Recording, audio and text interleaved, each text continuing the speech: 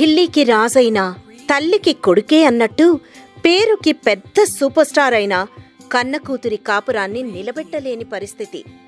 South Indian super star Rajinikanth చిన్న కూతురు సౌందర్య తన భర్త నుండి విడిపోతుంది అనే వార్త గత కొంతకాలంగా వినపడుతోంది.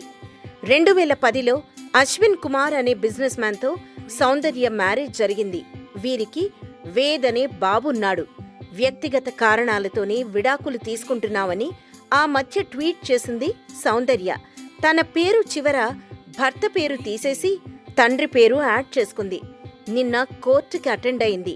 అశ్విన్కి సౌందర్యకి గత కొద్ది కాలంగా గొడవలు అవుతున్నాయట. ఎన్నిసార్లు అడ్జస్ట్ అయినా అశ్విన్ బిహేవియర్లో మార్పు రాకపోవడంతో చివరికి విడిపోవడమే బెటర్ అని ఫిక్స్ అయిందట సౌందర్య. రజనీకాంత్ అతని భార్య లత కూర్చోబెట్టి మాట్లాడినా సర్ది చెప్పినా వర్కౌట్ కాలేదంట.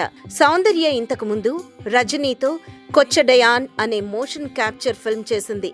ఈ మధ్యే తన బావ ధనుష్ హీరోగా VIP 2 సినిమాని లాంచ్ చేసింది. చెన్నై కోర్ట్ త్వరలో సౌందర్య అశ్విన్ కపుల్కి విడాకులివ్వబోతోంది. మరిన్ని ఫ్రెష్ ఫిల్మ్ అప్డేట్స్ కోసం మా TFC మీడియా ఛానల్ని సబ్స్క్రైబ్ చేసుకోండి.